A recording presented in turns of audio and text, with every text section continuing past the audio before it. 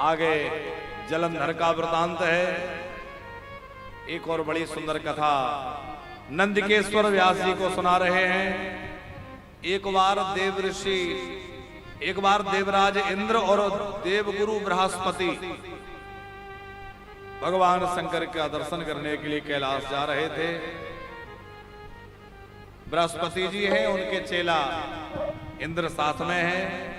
मार्ग में भगवान शंकर ने इनकी परीक्षा लेना चाहिए, तो भोले बाबा एक वृद्ध का भेष बनाकर रास्ते में लेट गए। इंद्र ने अभिमान में भर के पूछा कि क्यों, तुम अभी कैलाश की तरफ से आए हो? बोले हाँ मैं सिर हिला दिया। तो क्या कैलाश पर भगवान शंकर हैं? अब वो तो शिव जी थे, भेष बदल रखा था। कोई उत्तर नहीं दिया। बार बार इंद्र ने पूछा, जब कोई उत्तर नहीं दिया तो इंद्र को क्रोध आ गया, क्योंकि इंद्र अभिमानी है। जो पद में बैठे होते हैं तो पद पर बैठने वालों की ये बड़ी समस्या है कि उनके अंदर आ ही जाता है अभिमान। नहीं को अस जनमा जग माही और प्रभुता पाहि जाहे मद नाही। प्रभुता पाकर के मद आ ही जाता है। इंद्र ने अपना वज्र उठाया, तू जानता नहीं है मैं देवराज इंद्र हूं, तुझे समाप्त कर दूंगा। और जैसे ही वज्र मारने के लिए आगे बढ़ाया, भगवान शंकर ने वज्र के सहित इंद्र के हाथ को स्तब्ध कर दिया। अब वो हाथ ना आगे बढ़े, ना पीछे हटे, ना नीचे हो, बस ऐसे ही रह गया। इंद्र ने बहुत कोशिश की लेकिन हाथ हिलता ही नहीं। बृहस्पति जी समझ गए निश्चित ही ये भगवान शंकर की लीला है। बृहस्पति जी ने भगवान शंकर की स्तुति की।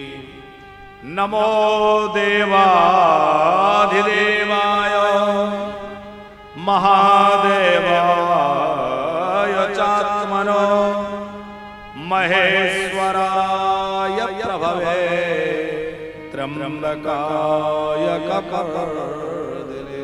हे महादेव, कृपा करके मेरे शिष्य पर अनुग्रह कीजिए, इस पर क्रोध मत कीजिए, इसे क्षमा कर दीजिए। शंकर जी ने वो स्तंभन हटाया, इंद्र भगवान शंकर के चरणों में गिरा और उसके बाद शिव जी के नेत्र से जो तेज निकला था वो बड़ा भयानक तेज था। तो बृहस्पति जी ने उस तेज को ले जाकर समुद्र में डाल दिया। वह शिव जी का क्रोध जो है समुद्र में गया तो एक बालक के रूप में प्रकट होकर जोर जोर से रोने लगा, उच्च स्वर में रोदन करने लगा। उसके रोने से सारी दिशाएं व्याप्त हो गईं। उसके रोदन की ध्वनि सबको पीड़ा पहुंचाने वाली थी। उस समय सब देवता व्याकुल हुए तो सबने ब्रह्मा जी से कहा आप जाकर देखिए। तो ब्रह्मा जी जो है उस बालक को देखने के लिए गए। बालक को देख करके ब्रह्मा जी ने उठाया तो बालक ने ब्रह्मा जी का गला पकड़ के इतनी जोर से दबाया कि ब्रह्मा जी के आंखों से भी आंसू टपक गए। ब्रह्मा जी ने कहा मेरे आंखों से आंसू गिरे हैं, इसलिए इस बालक का नाम मैं रखता हूं जलंधर। वही बालक जलंधर नाम से प्रसिद्ध हुआ। ब्रह्मा जी ने कहा भविष्य में तुम बड़े पराक्रमी होगे, तुम देवता असुर अब सबके द्वारा अजय होगे।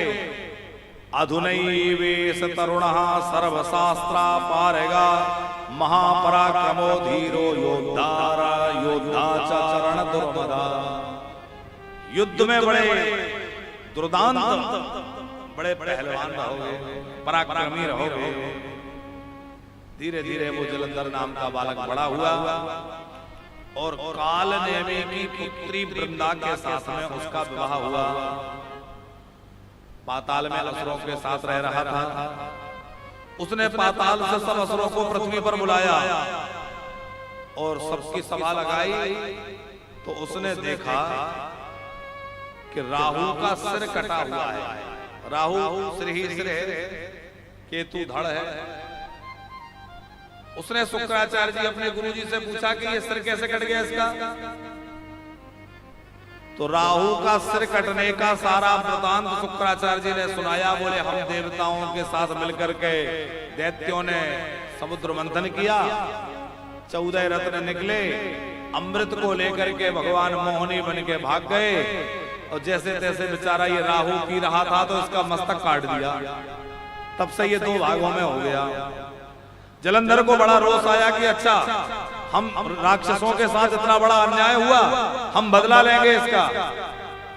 और वो जलंधर बड़ा भारी राक्षसों का समुदाय लेकर के, सेना लेकर के, और देवताओं पर आक्रमण कर दिया। देवताओं के साथ जलंधर का युद्ध हुआ, बड़ा भारी देवासुर संग्राम हुआ और देवता पराजित हो गए।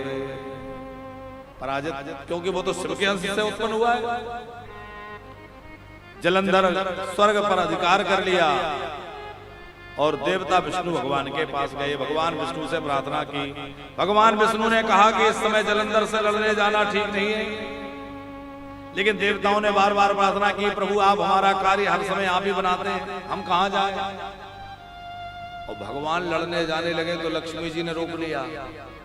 देखो जलंधर मेरा भाई है, इस नाते आपका साला हुआ। भाई कैसे? बोले मैं भी समुद्र की बेटी हूं और जलंधर भी समुद्र से पैदा हुआ है, तो आप कृपा करके मेरे भाई को मारना मत। भगवान विष्णु ने कहा ठीक है। उसके बाद जलंधर और भगवान विष्णु का बड़ा भारी युद्ध हुआ। भगवान विष्णु जलंधर के पराक्रम को देखकर प्रसन्न हो गए और कहा धन्य है दैत्यराज तुम्हारा पराक्रम, मैं तुम्हारे युद्ध कौशल से, तुम्हारे पराक्रम से प्रसन्न हूं, वरदान मांगो। जलंधर से कहा वरदान मांगो। जलंधर उसने क्या वरदान मांगा? तो वैद्य जी कि आप मेरी बहन के साथ मेरे घर रहने लग जाओ।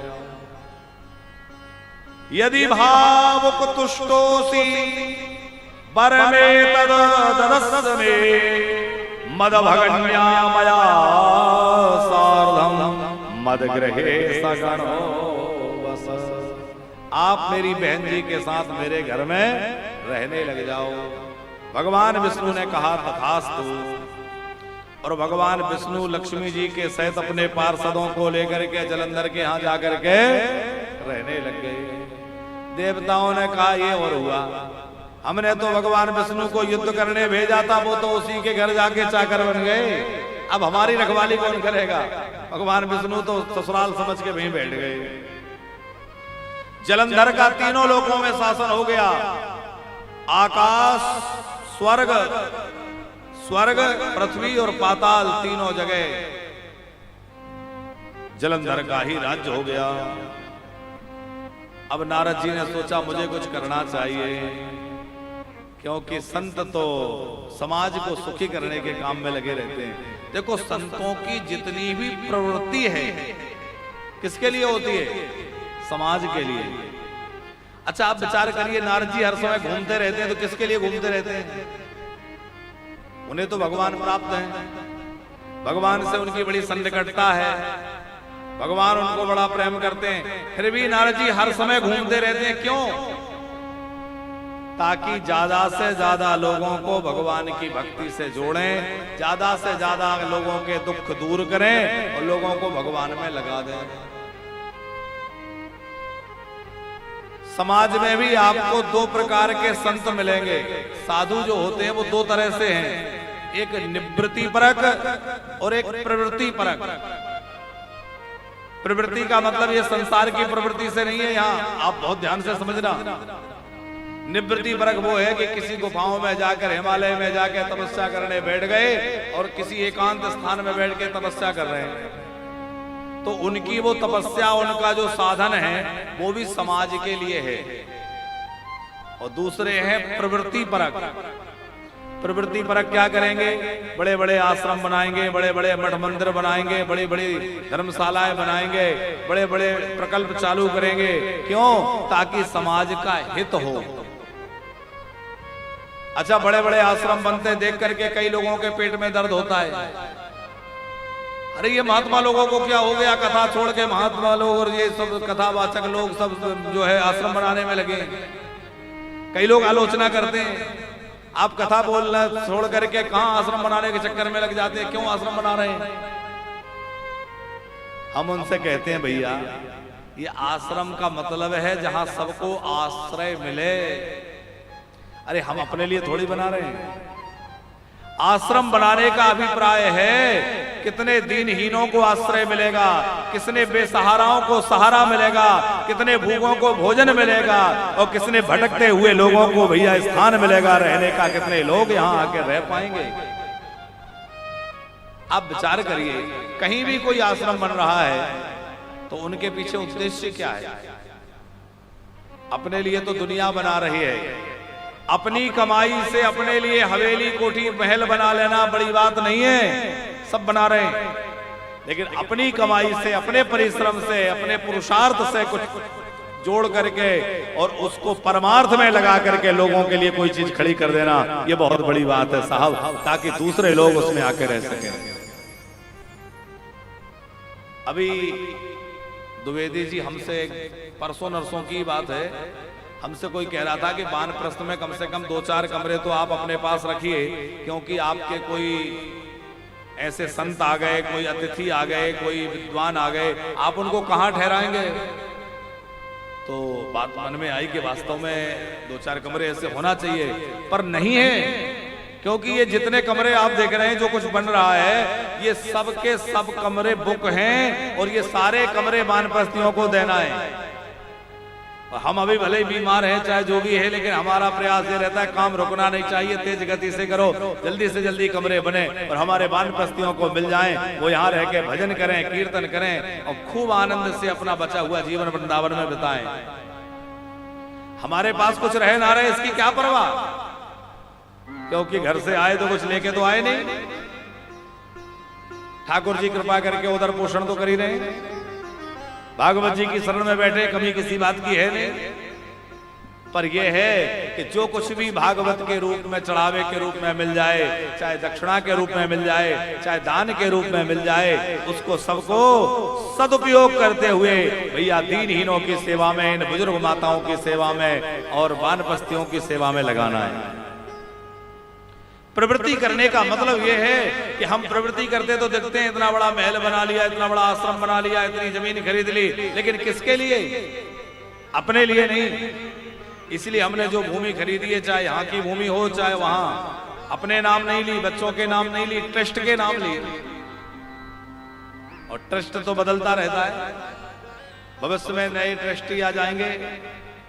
उद्देश्य यही है कि ज्यादा से ज्यादा लोग वृंदावन वास करें, अधिक से अधिक लोग भगवान के भजन से जुड़ें, भगवान के धाम से जुड़ें, भगवान के नाम से जुड़ें। और जो बुजुर्ग घर में कष्टमय जीवन जी रहे हैं, उपेक्षा का जीवन जी रहे हैं, तिरस्कार का जीवन जी रहे हैं, उनको वृंदावन में एक सुखद आनंद का अनुभव मिले, ऐसा सुंदर वातावरण मिले जहां वो खूब भजन कर सकें और बड़े आनंद के साथ ब्रजवास कर सकें। इसीलिए उन बुजुर्गों की हर सुविधा का ध्यान रखा जा रहा है। प्रतिदिन यज्ञ हो, योग हो, ध्यान हो, सत्संग हो, संकीर्तन हो, फिर समय समय पे उत्सव महोत्सव होते रहे, कभी झूलन उत्सव हो रहा है, कभी कोई उत्सव हो रहा है, ताकि हमारे बुजुर्गों को उत्सव का आनंद प्राप्त होता रहे है? और उसके बाद समय समय पे बुजुर्गों को तीर्थ यात्राएं कराई जाएं, इसका भी प्रावधान है। कभी अयोध्या जी ले जा रहे हैं, कभी द्वारिका जी ले जा रहे हैं, कभी रामेश्वरम ले जा रहे हैं, कभी चित्रकूट ले जा रहे हैं। तो हमारे जो बुजुर्ग यहाँ रहेंगे उनको समय समय पे तीर्थ यात्राएं भी हों। जैसे अभी हम लोग श्रीलंका जा रहे हैं, तो जो बुजुर्ग यात्रा करने में सक्षम हैं जा सकते हैं। अब श्रीलंका तो चूंकि विदेश यात्रा है, थोड़ी महंगी यात्रा है, हवाई जहाज से आना जाना है, पर वहाँ 3 स्टार 4 स्टार होटल में रहना है, तो वो थोड़ी व्यवस्था उस ढंग की है। तो जो इस तरह के सक्षम लोग हैं वो वहां भी जा सकते हैं, आप भी चलिए। पर हमारे जो वानप्रस्थ में रहने वाले बुजुर्ग वानप्रस्थी होंगे, उनको यहाँ हमारे जो भारतवर्ष के तीर्थ हैं, चाहे नैमिषारण्य हो, सुखताल हो, हरिद्वार हो, बद्रीनारायण हो, तो इन तीर्थों में हमारे बुजुर्गों को समय समय पर यात्राएं कराई जाएंगी। भोजन के लिए हम कई बार कह चुके हैं कि आपके कमरे में भी रसोई बना के दी जा रही है, रसोई की व्यवस्था, ताकि जो आश्रम में रहने वाले बुजुर्ग चाहे कि हम तो अपने कमरे में बनाएंगे, प्रेम से बनाइए पाइए। कोई बुजुर्ग चाहे कि नहीं हम तो बना नहीं सकते, बना बनाया पाना है, लेकिन पैसा नहीं है, तो उनके लिए लंगर चलेगा, भंडारा चलेगा, प्रेम से निःशुल्क भोजन पाइए। जैसे हाँ आप लोग देखते हैं कि नहीं, सवेरे सवेरे चाय, बाल भोग, भोजन सब मिलता है, प्रेम से पाइए। उसकी भी गुणवत्ता का हम ध्यान रखते हैं कि बढ़िया भोजन मिले। और कोई चाहे कि नहीं हम महाराज जी का भी नहीं खाएंगे और हम लोग अपना भी नहीं बना सकते, उनके लिए वहां एक कैंटीन बना रहे हैं फेज 2 में। उस कैंटीन में लागत मूल्य में no profit no loss, profit के लिए नहीं, केवल इसलिए कि वहां की व्यवस्था संचालित होती रहे। द्विवेदी जी, हमने वानप्रस्थ में निःशुल्क कुछ नहीं रखा, फ्री कुछ नहीं है, क्योंकि फ्री आज हम कह देंगे केजरीवाल जी की तरह सब फ्री फ्री फ्री, सरकार चलेगी नहीं है। हमने शुल्क सबका रखा है, लेकिन न्यूनतम शुल्क रखा है। जैसे कोई व्यक्ति बीमार पड़ जाए तो हॉस्पिटल ले जाना संस्था की जिम्मेवारी है।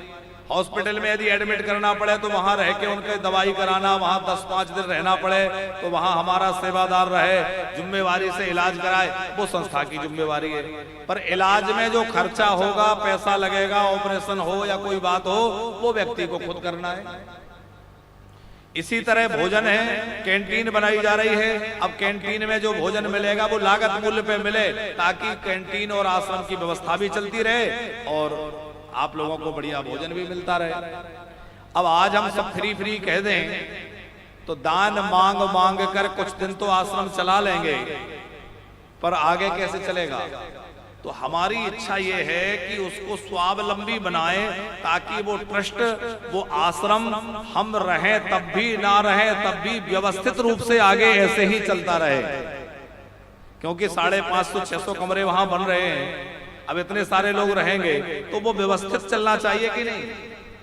इसलिए वहां जो कमरे में रहेंगे उनसे कहा जा रहा है कि आपको अपनी बिजली का बिल देना है। हर कमरे के बाहर एक सब मीटर लगा दिया जाएगा, भैया आप जितनी बिजली उपयोग कर रहे हैं सब मीटर में रीडिंग देख ली, आपके उस रीडिंग के हिसाब से आप बिल पे करिए, ताकि सबका पैसा इकट्ठा करके बिजली का बिल जमा हो जाए। जो लोग वहां रहेंगे उनसे कुछ मेंटेनेंस चार्ज लिया जाएगा, जो आपके यहाँ पानी की सप्लाई है, जनरेटर की व्यवस्था है, लिफ्ट की व्यवस्था है, बाहर की रंग रोगन, मरम्मत, साफ सफाई, वो सब व्यवस्था जो कर्मचारी लगे उनकी व्यवस्था चलती रहे। तो ये सब इसलिए है ताकि वो व्यवस्था सुचारू रूप से चलती रहे। हाँ, जो असहाय हैं, आर्थिक रूप से कमजोर हैं, उनके लिए रहना, खाना, दवाई, कपड़ा, उनके लिए सब फ्री है, उनके लिए कोई बात नहीं। हमारी जो माताएं रहती हैं इनसे कुछ नहीं लिया जाता, इनके लिए सब फ्री है। पर जो वानप्रस्थ में आके रहेंगे, देखो आप पैसा दे के रहेंगे तो आपको भी एक थोड़ा सा स्वाभिमान आपका बना रहेगा। आपको ये नहीं रहेगा कि हम फ्री में पढ़े हैं कहीं आश्रम में, बच्चों को भी रहेगा हमारे माँ बाप वहां रहते हैं, अपना अंशदान देते हैं, प्रेम से खाते हैं, आराम से रहते हैं। तो आपको, आपके बच्चों को एक बढ़िया सुखद अनुभूति वहां मिले, इसलिए वो व्यवस्था इस ढंग से की जा रही है। आप वानप्रस्थी बनने के लिए शीघ्र अतिशीघ्र अपना कमरा ले सकते हैं। अब तो थोड़े ही कमरे बचे हैं, आप भी वानप्रस्थी बनना चाहें तो आप आके ले सकते हैं। तो हम आपसे कह रहे थे कि ये प्रवृत्ति का मार्ग जो है ये अपने लिए नहीं है, बल्कि थोड़ा सा आप विचार करिए कि हमारी तो जो सुख चैन की नींद थी, थोड़ा बहुत सुख चैन था, वो भी चला गया, क्योंकि रात दिन इसी में लगे रहते हैं कैसे जल्दी आश्रम बने। इतने सारे लोगों को मैनेज करना है, इतनी सारी व्यवस्थाओं को देखना है। फिर आए दिन लोग पूछते हैं महाराज जी कमरा कब तक तैयार हो रहा है, हम कहते हैं हो रहा है, तो जल्दी से जल्दी लगातार काम चल रहे हैं। निर्माण का कार्य तेजी से चल रहा है, फेज 2 में भी लगातार निर्माण चल रहा है। फिर वहां गाय रह रही है, उनकी व्यवस्था देखना है। आज चरवाहा भग गया, आज ऐसा हो गया, आज कोई गैया बीमार हो गई, तो व्यवस्थाएं तो रहती हैं। पर यह प्रवृत्ति सिर्फ इसलिए है कि जितना अधिक से अधिक हो सके समाज का कल्याण हो, ज्यादा से ज्यादा लोगों को हमारी सेवाओं से कुछ हित हो सके, उनका उपकार हो सके, इसीलिए प्रवृत्ति होती है। तो बस जलंधर का प्रसंग थोड़ी देर में पूरा करके आगे हम लोग समापन में चलेंगे। देव ऋषि नारद ने जलंधर को जाकर समझाया कि तुम्हारे पास सारे रत्न हैं पर स्त्री रत्न नहीं है। वो कहां मिलेगा? बोले सबसे अच्छी स्त्री सुंदर तो कैलाश पे शिव जी के पास है, पर वो तो भूतनाथ है, उन्हें क्या लेना देना, पर वहां उनके पास है। जलंधर ने राहु को भेजा कि जाकर शिव जी से कहो कि वो अपनी पत्नी हमें दे दे।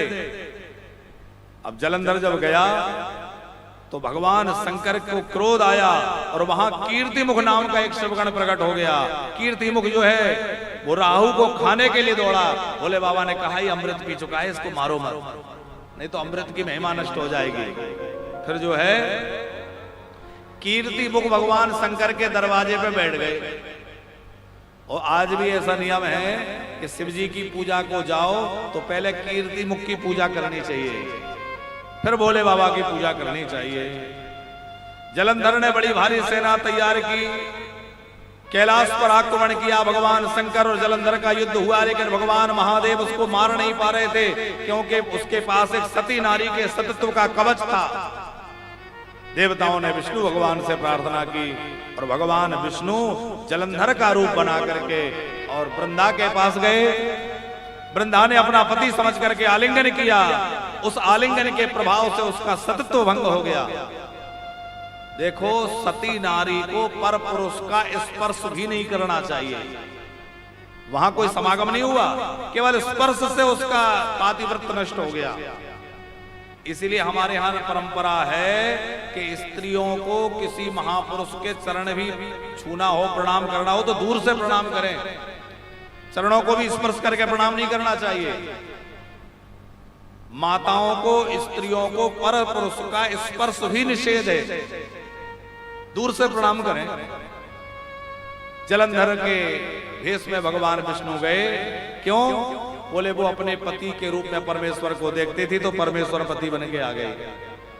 और उधर जब इसका सतत्व भंग हुआ, वृंदा ने भगवान विष्णु को श्राप दे दिया कि तुमने मुझे ठगा है, तुम्हें भी अपने स्त्री के वियोग में रोना पड़ेगा, तुम्हें मनुष्य बनना पड़ेगा और तुम भी अपनी स्त्री के वियोग में रोगे।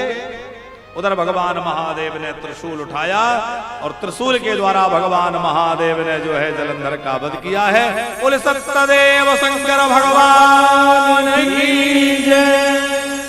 तो जलंधर का वध हुआ है।